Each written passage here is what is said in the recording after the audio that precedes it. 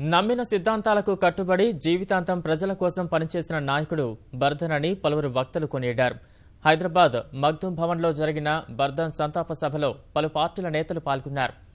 బర్ధన్ జీవిత అనుభవాలు అందరికీ ఆదర్శనీయమని కొనియాడారు. దేశ చరిత్రలో తప్పకుండా బర్ధన్ గారు ఉన్నటువంటి ఒక చరిత్ర నేను తప్పకుండా కొడుతున్నాను.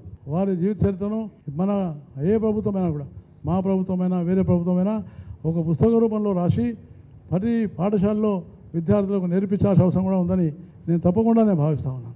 కమ్యూనిస్టు ఉద్యమ పునరైక్యత కోసం ఆయన జీవితాంతం తప్పించాడు. కామ్రేడ్ బర్ధన్ యొక్క జీవితం అత్యంత ఆదర్శప్రాయమైంది. ఆయన కుటుంబం కంటే ప్రజలను, పార్టీని ఎక్కువ ప్రేమించారని చెప్పడంలో అతిశయోక్తి లేదు. రాజకీయ పరిస్థితులు ఒక అస్తవ్యస్త పరిస్థితుల్లో ఉన్నప్పుడు మరి జాతీయ నాయకుడు వర్ధన్ గారు లేకపోవడం చాలా ఇబ్బందికరమైన విషయం. వారు ఇంకొక 5-10 కాలాలు ఉంటే ఒక మార్గదర్శకత్వం ఉండేది.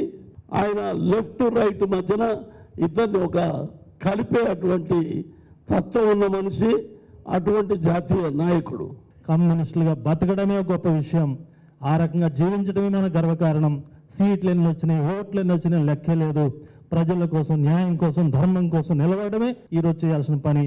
ఈ రోజు గుర్తించని ప్రజలు రేపు గుర్తిస్తారు, రేపు గుర్తించిన వాడు ఎల్లుండి గుర్తిస్తాడు. ఆ విశ్వాసంతో ముందుకు సాగడమే కాబట్టి బర్ధన్ గారికి ఇచ్చే నిజమైన నివాళి. రెండు కమ్యూనిస్టులు సమన్వయంతో ఐక్యమై సేవ చేయాల్సిన అవసరాన్ని అనేక సార్లు ఒక్కానించటమే కాదు, మీతో చర్చించినటువంటి విషయం మేము బయట నుంచి ఆలోచిస్తున్నాం. మేము ఆయన ఆత్మతృప్తి కొరకు ఆ విధంగా ఈ రెండు పార్టీలు సమన్వయం కావాలని చెప్పి నేను ఆశిస్తున్నాను. ప్రజాస్వామ్య పరిరక్షణ కొరకు దేశవ్యాప్తంగా ఉద్యమం జరిగితే అందులో కమ్యూనిస్టుల పాత్ర కూడా ప్రధానంగా ఉంది.